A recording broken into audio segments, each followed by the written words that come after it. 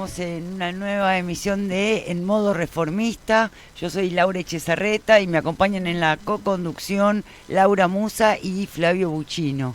Hoy tenemos de todo. Vamos a hablar con Federico Storani sobre el 24 de marzo y cuál fue la presencia de la UCR a lo largo de la historia en la defensa de los derechos humanos como un pilar en esto.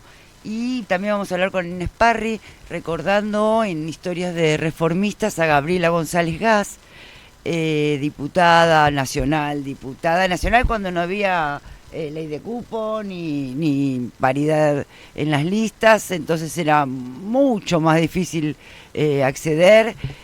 Vamos a recordarla a ella porque una calle en Puerto Madero acaba de ser nominada en su honor. Y también vamos a hablar con Ana Correa, que esto, después de que cada uno de ustedes salude, la vamos a presentar, sobre violencia digital. No sé si vieron en Netflix la serie Adolescencia, que habla un poco de los peligros a los que se enfrentan, los peligros, los desafíos que enfrentan a los adolescentes, pero a todos, las redes sociales. Bueno, de eso vamos a hablar con Ana. Buenísimo, si quieren... Yo justo hoy había programado para recomendar esa serie a los que nos están escuchando. Genial, Flavio, sí. Bueno, hola, ¿cómo están? Estoy muy contenta de estar hoy porque, sobre todo por todos, pero la entrevista a Federico Storani me parece que va a ser un punto muy útil para reflexionar sustantivamente. Claro que sí. Bueno, no sé si Mile, hoy nos acompaña en la operación técnica como todos los martes, Milena, y agradecemos a Adrián Di Sanzo de Un Radio por la oportunidad que nos está dando para hacer en modo reformista.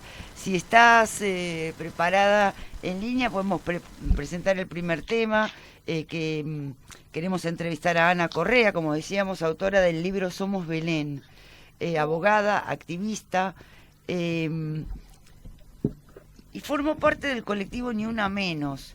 De todos estos roles, ella nos puede hablar, además de ser haber hecho un posgrado y ahora dirigir un posgrado en ciberdelitos, nos va a poder hablar un poco de los problemas que generan las redes sociales. Por un lado, fomentan o le dan la oportunidad a las organizaciones de difundir sus mensajes, de masificar movilizaciones, de generar acciones con impacto, pero por el otro lado también se abre un panorama de hostigamiento, de delitos, de problemas a partir de esta injerencia tan fuerte de las redes sociales. No sé si Ana está en línea ya. Bueno, le damos las buenas tardes. Hola Ana, ¿nos escuchás? Hola Laura, ¿cómo estás? Gracias por convocarme atendernos para el programa de ustedes. Estoy con Laura Musa y con Flavio Buccino.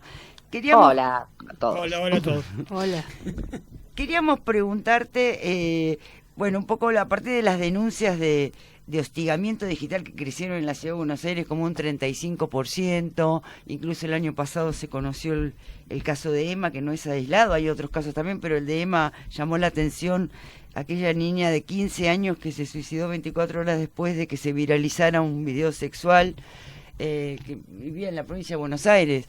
De todos estos problemas que vos has estudiado tanto, ¿cuál es tu mirada? ¿Cuáles son los desafíos que se presentan? Bueno, te agradezco muchísimo. Aparte, me parece que es un tema súper importante y que no siempre se trata en los medios, desde ya que no hay políticas públicas con respecto a esto. Y, digamos, lo voy a separar en dos partes. Primero, todo lo que tiene que ver con ataques sexuales o violencia sexual o también, abuso sexual contra menores de edad, que se da a través de las plataformas digitales, de los entornos digitales, que pueden ser o las redes sociales o la mensajería en línea. Este caso tan triste que vos comentás tiene que ver con la difusión no consentida de imágenes íntimas, que es algo, tenemos muchos problemas. Primero, en la Argentina no es un delito, en la mayoría de los países es un delito, en la Argentina no. Segundo, debería ser un contenido de educación sexual integral para que en los colegios los chicos sepan que se hace mucho daño con estas cuestiones y las chicas tengan alguna posibilidad de protección. Y hablo de chicas y chicos porque en los hechos pasa esto, que en general las víctimas de la difusión no consentida de imágenes son nenas o son mujeres, pero, digamos, falta formación. Eso por un lado. Y por otro lado, todo lo que es el hostigamiento digital a las personas a las personas que participan o en política o que quieren difundir sus ideas, que, como vos decís también, no solo creció un montón el hostigamiento, sino que además muchas mujeres se retiraron de las redes sociales, lo cual es un problema también gravísimo. Pero bueno, lo divido en esas dos partes que son súper preocupantes, pero como que requieren tratamientos distintos. Pero bueno, pero son temas que hay que ocuparse y bueno, ustedes que me parece que en este programa hablan mucho de política y muchas de políticas públicas y demás, en un año electoral es como fundamental también estar preparados, ¿no? Porque los espacios, las redes sociales y las plataformas no son lugares amigables para las mujeres en estos momentos. ¿Qué tal, Ana? Flavio, ¿cómo andás? ¿Cómo está, Flavio? Un Bien. gusto estar hablando con ustedes. Bien. A ver, son dos preguntas muy cortas y en dos sentidos diferentes. La primera es, ¿conoces a John Haidt, el psicólogo que planteó este libro, con este libro que... La generación ansiosa. Eso, sí. La generación ansiosa. Como provengo de educación, me interesa el tema fundamentalmente en los pibes, ¿no? Y esta cuestión de qué pasa con nuestros adolescentes. Recién hablábamos de la serie justamente que está hoy en Netflix, que es Adolescencia. Y ¿qué te parece esta cuestión? La pregunta concreta es, ¿qué te parece esta cuestión de hablar de prohibición o hablar de regulación de las cuestiones tecnológicas y por supuesto de las redes sociales, dependiendo de la edad de los pibes? Y la segunda pregunta, que quería abrirte hacia un costado, porque lo que acabas de decir vos, digamos, claramente no es una cuestión solo en la Argentina, sino en el mundo. Digo, esta cuestión, por ejemplo, del hostigamiento a los políticos hace que un país como Holanda pierda constantemente gente que quiera hacer política y se retire de la política justamente por este hostigamiento desde las redes. En la Argentina, ¿qué regulación deberíamos tener con respecto a esto y qué podría hacer la política en concreto con esto? Son dos preguntas, una sumada a la otra, ¿no? Bueno, con el tema de los chicos, lo que me parece interesantísimo del libro que citaste es que vos cuando lo lees te das cuenta lo importante de la perspectiva de género, que quiere decir no solamente ocuparse de las niñas, sino también de los varones, pero desde un lugar distinto, porque el libro se plantea perfectamente cómo lo sufren las chicas y cómo lo sufren los chicos. No es que es en la niñez y en la adolescencia es un momento donde todos nos deberíamos estar ocupando de ver qué les está pasando, y me parece que eso es algo que retrata muy bien la serie. Lo que es fundamental es que hoy, en vez de estar cuestionándose la ESI, debería estar ayornándose la ESI e incorporando estos contenidos y hablar con los chicos y con las chicas de lo que está pasando, porque si no después también tenemos chicos que quizás no se dan cuenta de la gravedad de difundir contenido íntimo y los terminan expulsando del colegio. Y capaz que son muy chicos y capaz que nadie les explicó ese daño. Y chicas que quedan absolutamente traumadas. Entonces, me parece que lo que es fundamental para empezar es ocuparse. Después, obviamente, yo estaría a favor de retrasar lo más posible el momento de que tengan redes sociales. De hecho, los que saben dicen que los dueños de las plataformas digitales o los que más formación tienen, a sus hijos no los dejan tener, son mucho más cuidadosos con la imagen de los chicos y no los dejan tener celulares, porque saben, aparte de lo que pasa con las imágenes que circulan, que después terminan en lugares insospechados. Pero para empezar hay que ocuparse. Y con el tema del hostigamiento yo te voy a tirar una cifra. En Twitter el 70% son varones. y queda un 30% de mujeres. Entre ese 30% de mujeres, las que defienden los derechos humanos en general, son absolutamente hostigadas. Entonces, la verdad que a nivel interno, siendo prácticos, que este año hay elecciones, no se va a llegar a una regulación donde vos tenés que notificar a empresas que son de Estados Unidos, de China, de algunas están basadas en Turquía, otras, bueno, no se va a llegar a eso, pero sí se puede hacer algo que se hable de esto. Hay que tener mucho cuidado con las imágenes que van a producir con inteligencia artificial. Primero, capacitarse, alertar y empezar a hacer comunicaciones sí a las empresas diciéndole: se está dañando la democracia de esta manera. ¿Ustedes van a estar de acuerdo con esto? Digo, para hacerlo lo más práctico posible, porque con un Congreso donde es muy difícil en estos momentos que se traten cosas a favor del ciudadano común y demás. Yo te iba a preguntar, Ana, perdón, si en el Congreso las comisiones, por ejemplo, de niñez, o de derechos humanos o de legislación general, tú tenés conocimiento de que haya proyectos serios. Después que además no se traten es otro tema, pero si hay proyectos que recogen esta experiencia que estás teniendo vos, el grado de avance en estas investigaciones. Mira, hay un proyecto que se llama Ley Belén, que está hecho a partir de el caso de Belén San Román, que es una chica de Bragado, que a partir de la difusión no consentida de sus imágenes se suicidó. Ese proyecto, que es muy buen proyecto, no se reúne la Comisión de Legislación Penal para tratarlo, que es lo básico. O sea que vos no podés tomar imágenes íntimas de una persona y difundirlas sin su consentimiento. O sea, es algo absolutamente básico.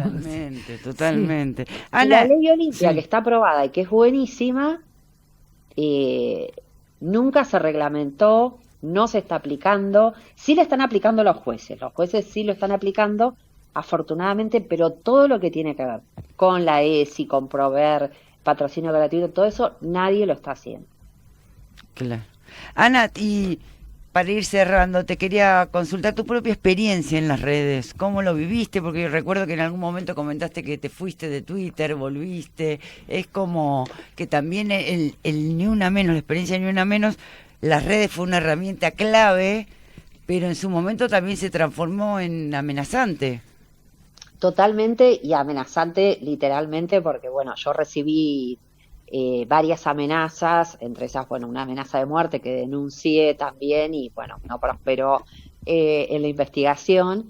La verdad, la decisión de irme de Twitter tuvo que ver con que es un espacio donde se liberó el discurso de odio, el discurso nazi, la violencia desmedida, y además que muchos, los que tienen el tilde azul, cobran por decir bestialidades. O sea, dicen algo terrible y vos les empezás a discutir y gracias a ellos facturan. Entonces, bueno, muchos nos fuimos a Blue Sky y bueno, volvimos en un momento donde nos sentimos como que teníamos posibilidad de replicar de nuevo nuestras ideas. Claro. Pero tenés que tener el cuero muy duro. No es justo que uno tenga que tener tantas previsiones y tantas consecuencias por hablar en Twitter.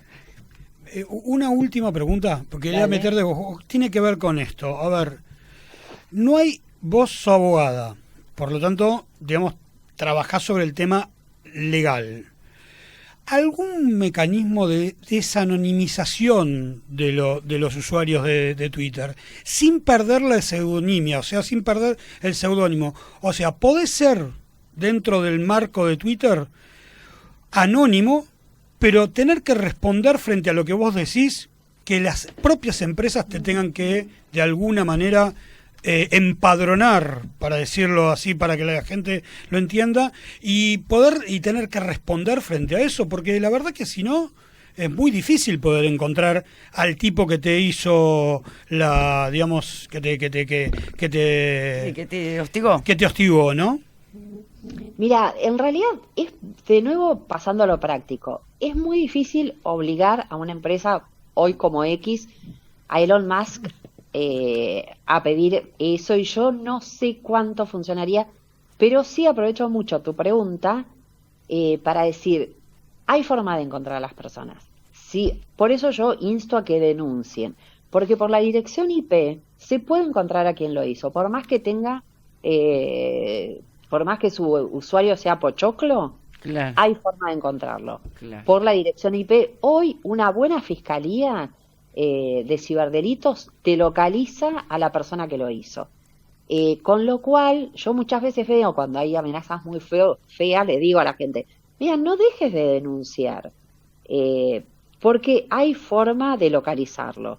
Después lo otro será una discusión que, nada, tendremos que hacer todos, ver qué es lo mejor, qué sé yo. Pero mientras tanto se puede localizar a esa persona. Así que yo no naturalizaría cuando hay amenazas a la vida, a la integridad sexual, todo eso, yo los denunciaría. No en Twitter, porque ahí no te dan bolilla, lo puedes hacer como diciendo, bueno, yo hice esa instancia, pero en la justicia, en las fiscalías especializadas, hay que denunciar. Perfecto. Bueno, Ana, te agradecemos mucho la conversación. Quedamos en contacto para otra oportunidad. Te mandamos un abrazo gigante. Muchas gracias, sí. No, yo les agradezco un montón a ustedes. Es un honor para mí conversar con ustedes. Así que gracias. Bueno, gracias, Anita.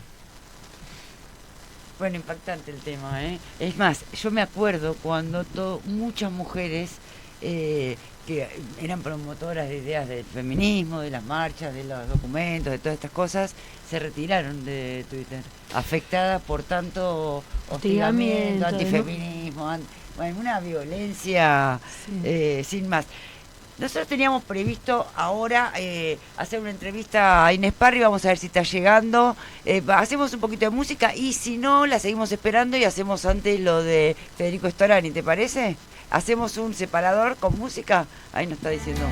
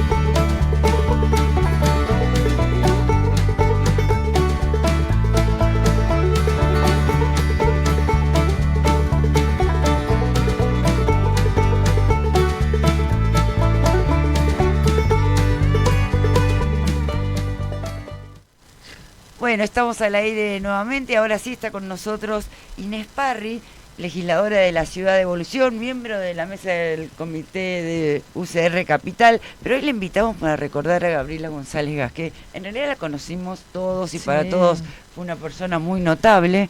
Pero Inés es la autora del proyecto, además de haberla conocido de toda la vida y militado en su comité y todo, es la autora del proyecto para denominar una calle en Puerto Madero con el nombre de Gabriela González Gas. Le damos la bienvenida. Hola Inés, ¿cómo estás? Hola, ¿cómo están? Gracias por venir al piso. No, a ustedes por la invitación. Bueno, primero queríamos preguntarte eso, ¿no? ¿Qué para hacer una breve biografía de lo que recordás de Gabriela González Gas, como fundamento de aquel proyecto que terminó concretándose ahora en una calle de Puerto Madero? Bueno, nosotros pensamos, Gaby lamentablemente nos abandonó temprano, a sus 55 años de edad. Entonces, obviamente, para hacer una calle con nombre, tienen que haber pasado más de 10 años.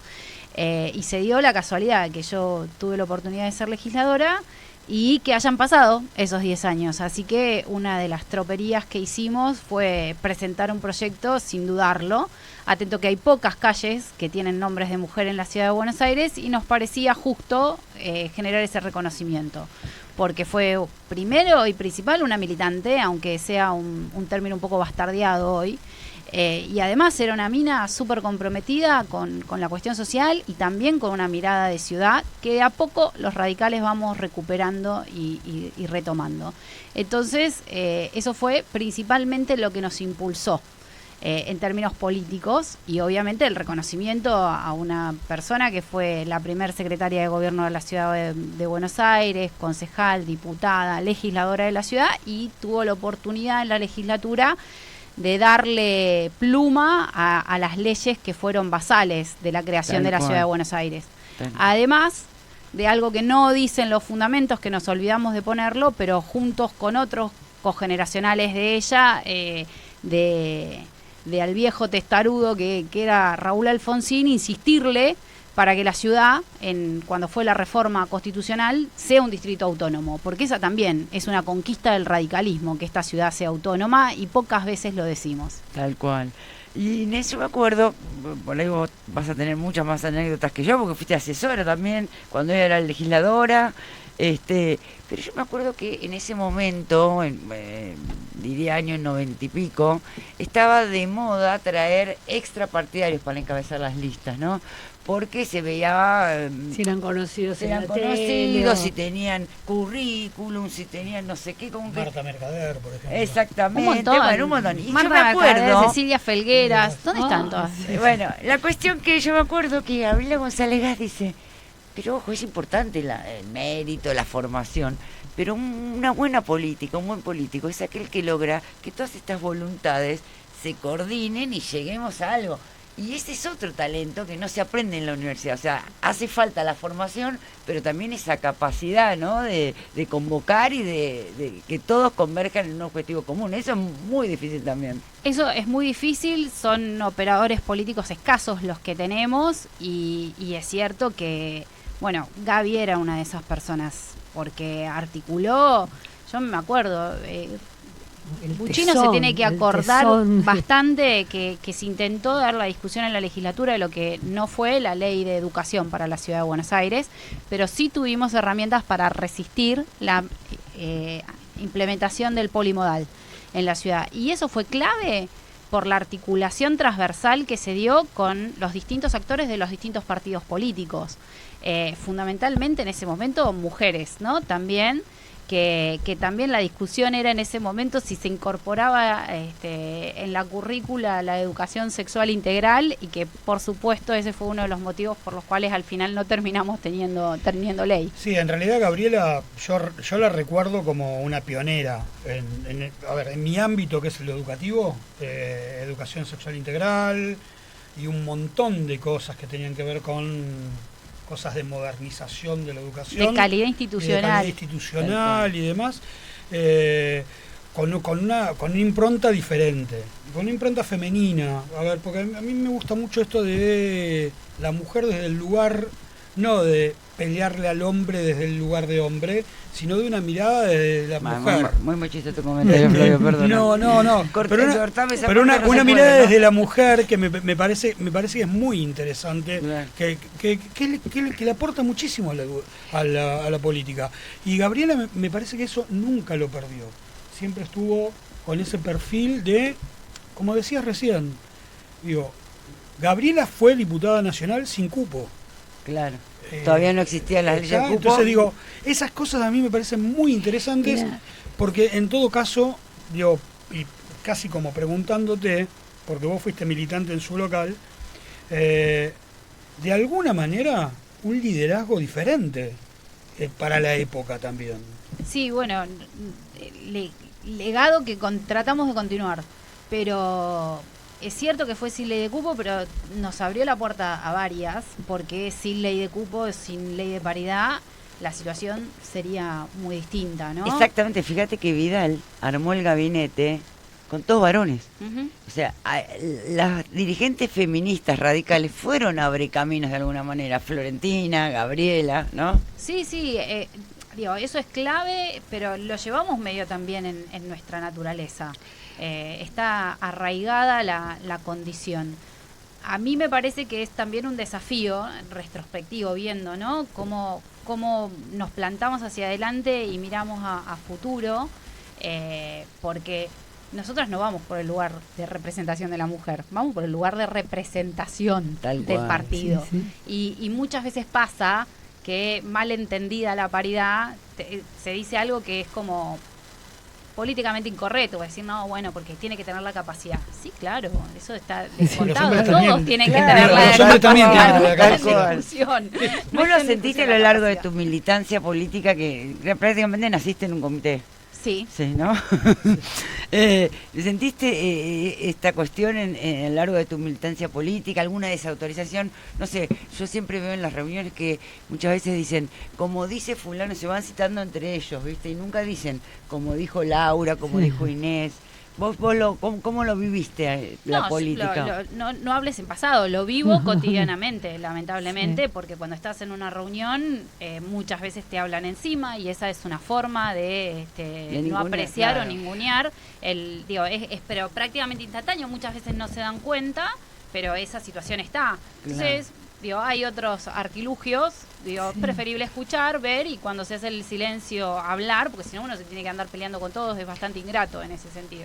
Sí, yo como soy prehistórica, estudié con Gaby en su casa mucho, antes de la democracia, inclusive estudiábamos Derecho al mismo tiempo y estaba su hermana En Araos. en Araos, en su departamento cuando vinieron del sur. Y la verdad es que éramos de la franja, de una franja nueva, de la coordinadora nueva, pero ella siempre tuvo más vocación de trabajar en lo político partidario. Los demás todavía estábamos tratando de armar toda la facultad, faltaba. Claro. Pero Gabriela tenía ese sesgo distinto, ¿no? Ella quería más la política institucional partidaria. Tal Bueno, cual. el devenir de la democracia, creo que a todos ustedes de alguna manera les facilitó, que Sí, se sí. bien entienda lo que quiero Sí, decir, no, por supuesto. Porque la participación era natural en los partidos políticos Sí, como sí. herramientas de transformación. Sí, Y bueno, eso lo permitió la vuelta a la democracia. Hoy tenemos otros valores a conquistar que tienen que ver con la calidad de la democracia No, y a que defender tenemos. aquellos valores también, Sí, sí, porque nunca quedan para siempre, ningún derecho es para siempre, Tal cual. todos hay que revalidarlos permanentemente, no se puede descansar. Totalmente. Bueno, de hecho, en la distribución de las comisiones, vos que estás en la legislatura de la ciudad, generalmente tanto en diputados como en la legislatura de la ciudad, le toca todas las comisiones de cuidado a las mujeres y las comisiones de estar presupuesto, justicia. Por eso termina siendo rupturista, porque vos llegaste estás presidiendo la Comisión de Justicia. Yo soy O sea, la segunda es- mujer en este periodo democrático que preside la En Comisión 40 de años de Justicia. democracia. Pero es que muchos, Inés, no es verdad, muchas mujeres buscan las comisiones de niñez. Y porque también uno de- dice, bueno, vamos, si no de- lo hacemos nosotras, ¿quién lo va a hacer? Pero se pelean las propias mujeres dentro de los bloques partidarios, por eso digo, falta caminar todavía este recorrido de querer la de economía, la de legislación general, penal, demás. Total, pero además de esa situación es entender que vamos a avanzar mucho más rápido en los temas de derechos que están relegados o que creemos que se pueden llegar a ralentizar si encontramos alianzas con los varones. tal cual. Porque hay que incorporarlos también, hay que aflojar las formas que son entendibles, porque quienes empezaron a militar en ámbitos en los cuales eran de todos varones, tuvieron que inevitablemente endurecer sus formas. Los horarios eran muy Exactamente. muy complejos. Hoy todo eso parecería, por distintas mejorado. cuestiones, haber mejorado. Por supuesto, hay cosas que después no terminan mejorando porque las decisiones se terminan tomando o Cuando se terminan terminan. corriéndose, pero de todas formas, en vez de renegar con eso, es importante tener una agenda propositiva que es en definitiva la que nos convierte en necesarias. Sí, yo acá me siento en minoría, digo. Sí, a sí, ver, hoy tenés que hoy no hay cuidarte, cupo, hoy no hay paridad, digamos, ¿viste? Digo, tenemos a Milena digamos, en la técnica. dos conductoras y una invitada especial. Digo, estoy en franca minoría. A ver, a mí me parece bueno lo que acabas de decir, digo, porque muchas veces también hay como una lógica en los últimos tiempos y lo entiendo completamente, son miles de años, no son algunos años, miles de años donde la mujer estuvo un paso atrás, ¿no? Y se la puso en un lugar completamente diferente. A uno que tiene casi 60 años le cuesta deconstruirse.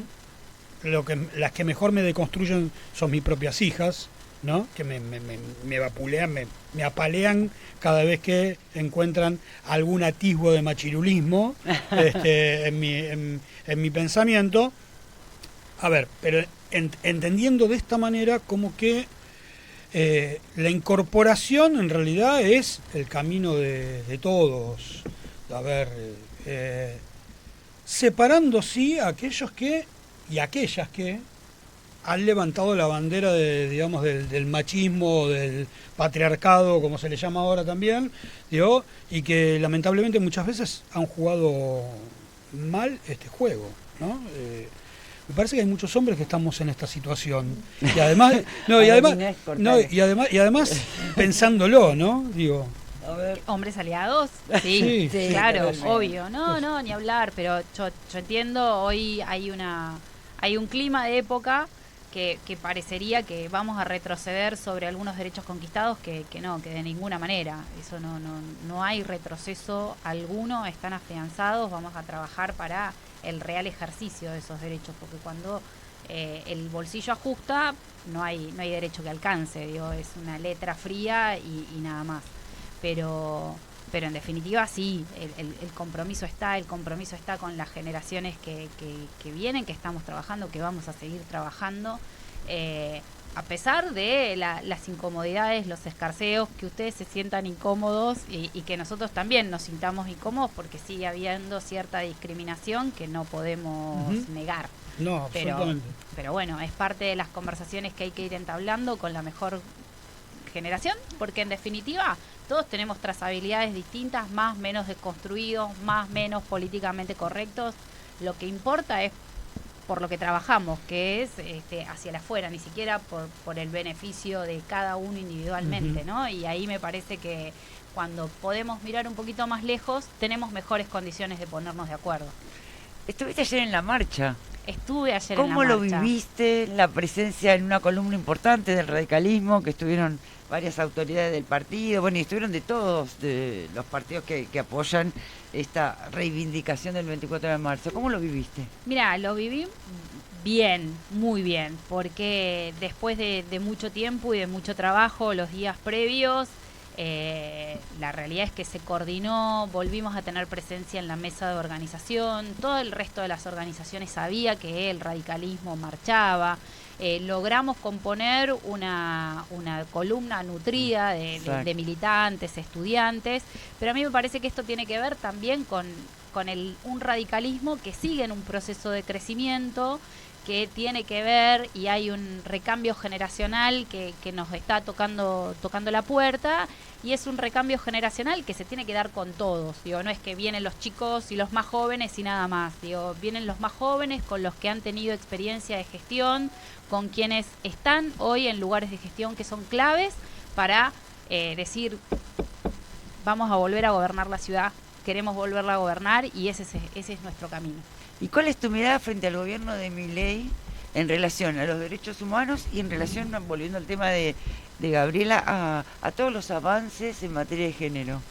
Mira, a mí me da mucha tristeza el gobierno de Milei. Me parece que vinieron con un cassette del cual no se mueven, que tienen una falta de empatía social que es bestial, que pudieron haber acomodado a la economía, pero que todo el resto de las materias se las llevan a marzo.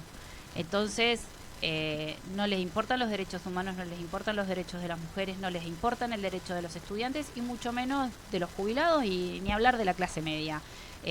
Son la variable de ajuste, estuvo muy marcado el año pasado por las distintas movilizaciones también que hemos tenido. Y bueno, yo entiendo, los reclamos se tienen que hacer con algún registro de orden y por supuesto se han hecho, digo, no hubo desmanes ni mucho menos, cuando hay infiltrados, cuando hay mala intención y cuando se trata de sacar un beneficio político de esas manifestaciones, es que nos encontramos con episodios como los de la semana pasada o la anterior, los del 12 de marzo.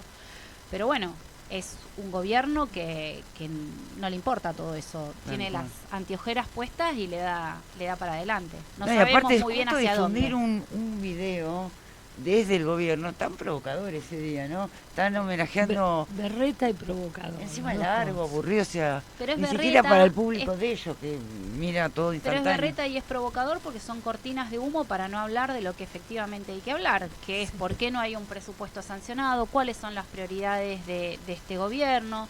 Digo, obviamente a eso se corren y van generando noticias de opinión en las cuales lamentablemente los medios masivos de comunicación van atrás, ¿no? Tal cual. No, pensaba en el radicalismo, ¿no? En realidad, en todo esto, digo, y teniendo acá a alguien de la mesa de la Capital Federal, digo, de la mesa de conducción de la Capital Federal y legisladora, ¿qué hacemos con el radicalismo para que vuelva a ser gobierno de la ciudad? ¿Qué tendría que hacer el radicalismo en este momento? Bueno. Mirá, seguir estando en la calle, consolidar las propuestas que tuvimos en la elección pasada y darlas a conocer de la mejor manera. Tenemos un montón de propuestas para la ciudad que son realmente muy buenas, que tienen que ver con una mirada profunda de ciudad y que en definitiva solamente quedan atadas a los pequeños periodos de procesos electorales.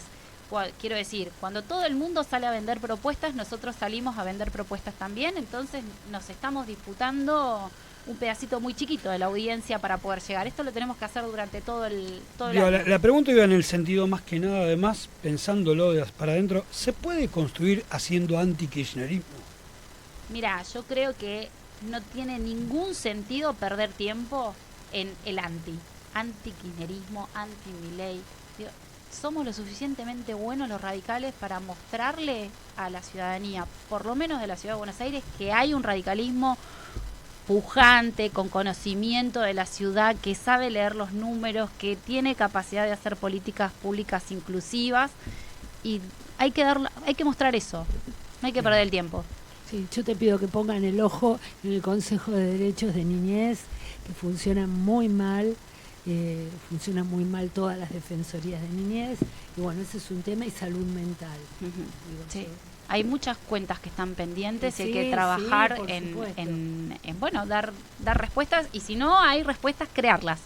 Y crearlas, co-crearlas en conjunto con quienes sí saben de los temas, que están al corriente, y convocarlos a una mesa de diálogo. Falta muchísimo diálogo entre los actores. Y eso es una mala... un mal índice de la calidad que nosotros tenemos, cuando lo que hay que convocar es a dialogar, a pensar en conjunto. Te agradecemos mucho, Inés. Ahora vamos a entrevistar a Fede Storani y seguir con lo de 24, así que si querés te quedás, y si no te despedimos, pero desde ya muchísimas gracias por esta conversación. Gracias a ustedes por la invitación. Los voy a abandonar porque tengo que estar acá unas cuadras, si no voy a llegar tarde y ya los dejé plantados una vez. El otro día vi en TikTok que era tendencia un intendente que se movía en bicicleta, pero acá Inés Perry se mueve en monopatín, así que ojo. Yo ando en monopatín. también. Está muy bien. Bueno, gracias por venir. Gracias, Inés. Gracias. ¿Pasamos una musiquita? Gracias, Mile.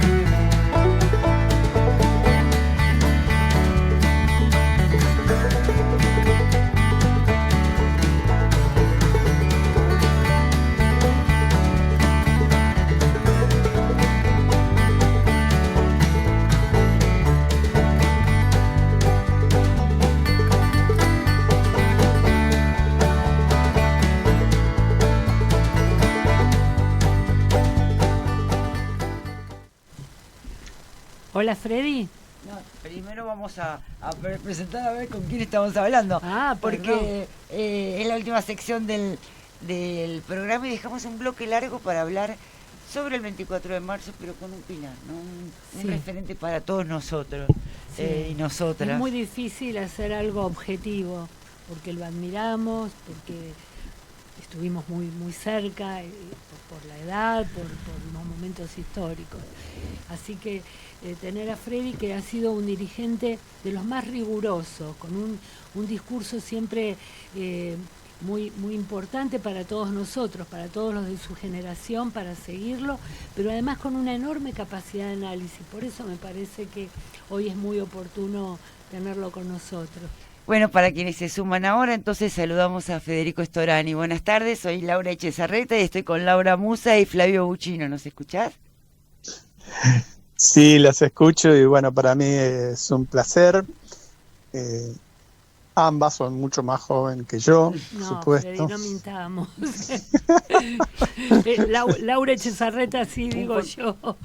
No, ya somos todos iguales. Bueno, un honor estar contigo en este programa. Sí, todos hemos perdido la ingenuidad, digamos. Tal cual. Sí. Bueno, yo, mira, tenía una ingenuidad para plantearte que en un 24 de marzo, un nuevo 24 de marzo, y los hemos pasado difíciles, muchos últimos, pensábamos nosotros en vos para un análisis que yo te escuchaba hacer muchas veces y cada vez más serio, más contundente, sobre las condiciones que tuvimos, las condiciones que se generaron para ese primer 24 de marzo terrible, devastador para todos. Hemos debatido mucho, vos has debatido mucho con quienes propiciaban la lucha armada, frente a los que propiciábamos la salida política, la búsqueda de la democracia, y siempre fuiste una referencia muy seria para eso, aunque discutiéramos otros temas de la política partidaria y los posicionamientos. Y ahora te quiero preguntar, queremos darte el tiempo para que puedas vos desarrollar ¿qué estás pensando en este nuevo 24 de marzo? Ahí los conductores de esos desastres políticos que condujeron a la dictadura, con esto que estamos viviendo ahora, que es en democracia, obviamente, pero que parecía que había una consolidación o que había un consenso en la sociedad de defenderla a rajatabla, y ahora dudo también de eso. ¿Vos qué pensás? ¿Qué estás viendo?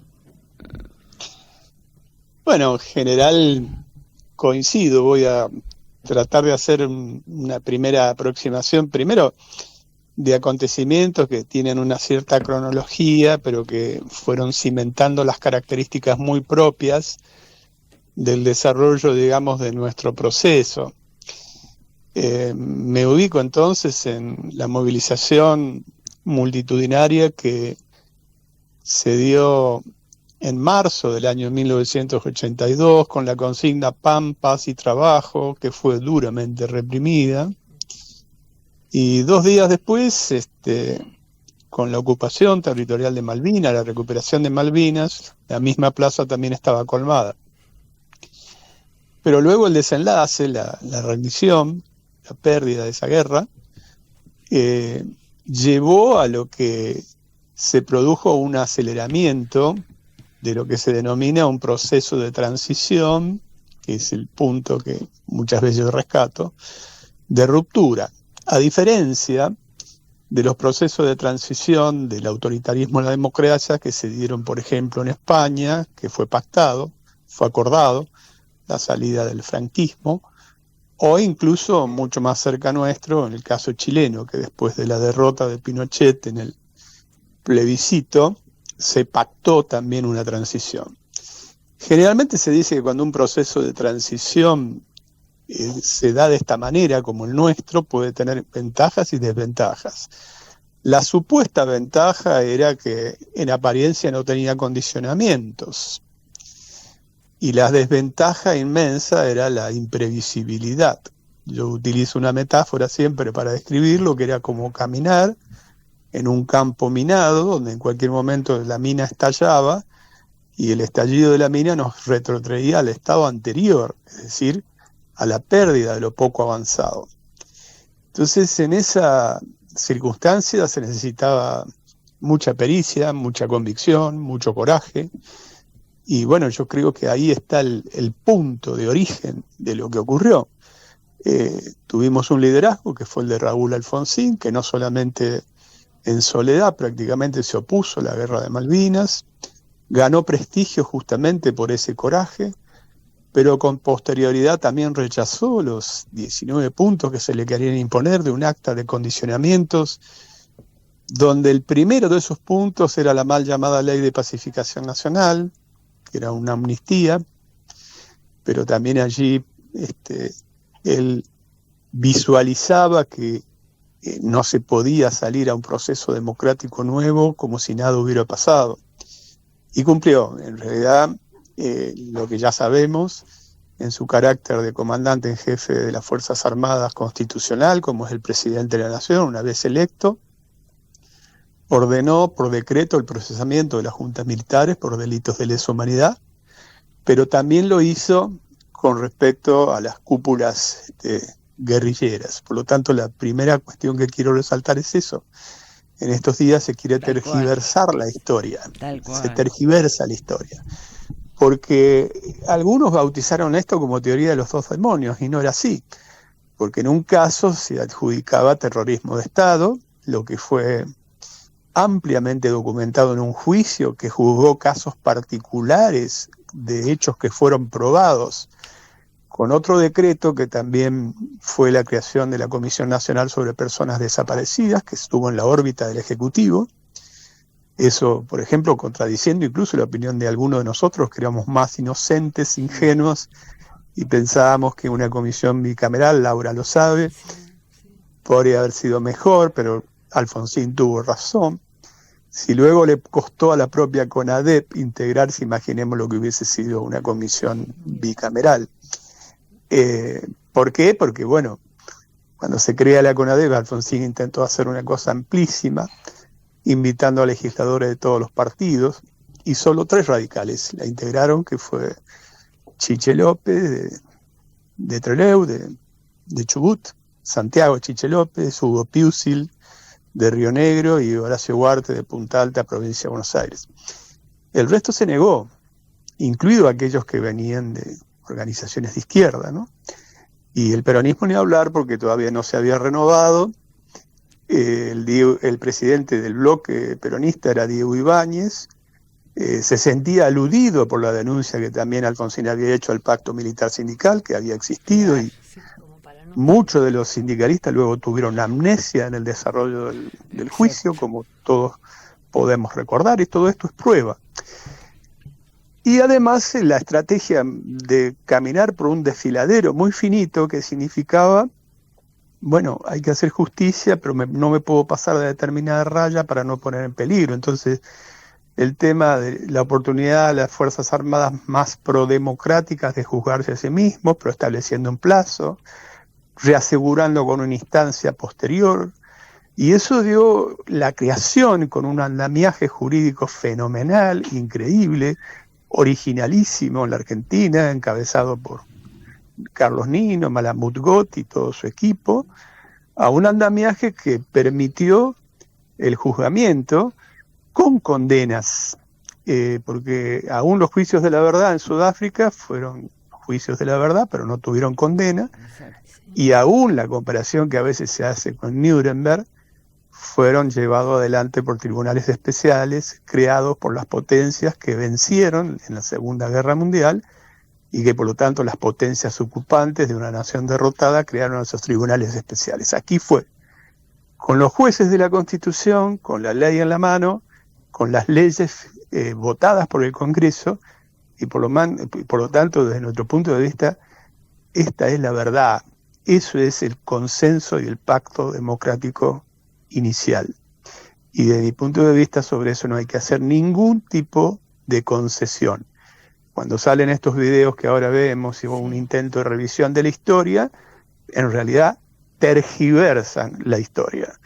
Cuando dicen que el gobierno también de aquel primer transición democrático, con todas las dificultades que tenía, miró para un solo lado, también faltan a la verdad. Falso, tal cual. No, y También esta es falso. reivindicación Entonces, que hay en estos días, en todos los canales y en todo del otro lado de la historia, Sí. insólito, ¿no? Sí, además con poca sustancia, digo, no tiene nada que ver con lo importante que fue todo ese periodo y todo lo que se consolidó. Como vos decís, esa fue la verdad. O la discusión en torno al número, Sí. fueron 30.000, fueron 29.000, no hace a la cuestión. claro que no, y ustedes tienen razón, ese fue el primer paso, ese fue, digamos, la piedra a eliminar. A partir de allí fueron conquistas de derechos, asumir tratados internacionales que se incorporaron con fuerza constitucional, reivindicaciones de sectores, de minorías que pudieron visibilizar sus derechos, ser reconocidos, ser garantizados, etcétera. Y sobre eso es donde se quiere retroceder. Yo creo que hoy estamos viviendo, si bien un gobierno de origen legítimo del poder, que no es un Estado de Derecho, es un Estado que va desde el Estado de Derecho hacia un Estado de excepción cada día más creciente y que a veces se desliza incluso hacia el Estado policial. Y me baso en esto con decretos de necesidad de urgencia que son absolutamente inconstitucionales, como el 70, por ejemplo, que hasta constitucionalistas que votaron por Milei lo reconocen, como Sapsay, o por ejemplo el hecho de que el ajuste no lo paga ninguna casta, lo pagan los sectores de ingresos fijos, en particular los jubilados, muy particularmente los jubilados. Hay dos lugares donde sale, los ingresos fijos y la paralización total de la obra pública. De allí sale el ajuste. La ley Bases en la práctica suprime el impuesto a los bienes personales, es decir, los más ricos de esta sociedad no pagan impuestos en la práctica y los más vulnerables se joden una vez más. Por lo tanto, esto no tiene mucha diferencia con... Claro, y es muy transparente, digo, para mal, pero es muy visible esta deriva. Es transparente, es visible y además tiene antecedentes, porque esto es lo peor, que no aprendemos, porque, a ver, que se presentó como el cambio. El cambio es un concepto neutro, puede ser positivo o negativo. Desde mi punto de vista, fue muy negativo. Pero además, generalmente el cambio se asocia a lo nuevo, y no es nuevo. Le corro una coma, le pongo algún punto, y es el discurso de Martínez de Osa en el 76. Es también el discurso de Menem Cavallo con la convertibilidad. Es también otros intentos fallidos que existieron. Lo único que hay de nuevo, y esto sí hay que reconocerlo y poner énfasis, es que aquí se aplica la doctrina del shock, que tampoco es nueva, porque una periodista canadiense, Naomi Klein, teorizó sobre esto, para justamente hacer viables las recetas llamadas neoliberales. Y el ajuste, de manera tan brutal, tan de shock, produce el mismo efecto, según ella describe, que un acto de terrorismo, es decir, paraliza por miedo. Hoy tenemos una sociedad que está anestesiada, paralizada en algún momento, y aparece como primera preocupación la posibilidad de pérdida de trabajo, la precarización del trabajo. Estos son los temas de lo que yo veo como hilo conductor, y por eso es que creo que esto que se denomina en un marco más general como batalla cultural, ahora todos se han hecho gramscianos, digamos, yo digo que en esto no hay que bajar los brazos, nosotros tenemos que ser los intelectuales orgánicos que defendamos la verdad, ¿no? Tal cual. Tal cual, sí. Ahí, nada, Freddy, ¿qué tal? Buenas tardes, Flavio te habla. ¿Qué tal, Flavio? ¿Cómo andás? Nada, a ver, la pregunta mía es para sacarte un poquito de la política, pero llevarte a otro lugar. En realidad, siempre creo que la política se está vaciando de renacentistas, ¿no? Y tenés una novela que estás presentando últimamente en varios lugares de la República Argentina. ¿Nos contás algo sobre esa? Bueno, te puedo contar que tiene mucho de lo que estábamos hablando. Sí, eso es. No, la novela se llama Almas Quemadas, fue una coedición entre Eudeva y Aurelia Rivera Libros, que fueron muy generosos al editarla. En realidad es una historia de amor, pero el amor en sus más amplias manifestaciones, no solamente el amor de pareja, sino también el amor hacia las cosas, hacia el ambiente y sobre todo el amor hacia las causas, ¿no? Hacia la belleza que se busca en las causas que uno abraza y por la cual entrega toda su energía. Tiene todos los condimentos de una novela, tiene intriga, tiene suspenso, tiene una trama, tiene romance, tiene sexo, como corresponde a toda buena novela. Muy bien. Y recrea, y en esto sí hago un punto, va de la década del 70 al presente, o casi el presente, y vuelve en artículos, en capítulos intercalados. Y bueno, la novela está siendo presentada, la estoy presentando, mejor dicho, lo hice aquí en Capital, lo hice también en Mar del Plata, lo hice en el sur de Córdoba, lo hice hace una semana en Tres Arroyos también, en la provincia de Buenos Aires, en todos lados con muchísimo éxito. La verdad que no me veía a esta altura de mi vida haciendo esto, pero yo a todo el mundo le explico que nació del aburrimiento, porque mis amigos, mis compañeros de militancia me decían, bueno, escribí un documento más de los que ya 1000 que había escrito, vinculado a recrear épocas. No, pero demás. bueno, te ganamos como novelista y eso es importante. La verdad que nos quedamos extasiados y nos gustaría quedarnos una hora y media más charlando con vos. Se nos acaba el tiempo, lamentablemente, y agradecida. Hiper agradecido. No, bueno, el agradecido soy yo y bueno, simplemente decirles gigante. que Gracias, Freddy. producto de ese aburrimiento es que fui ficcionando y terminó en una novela.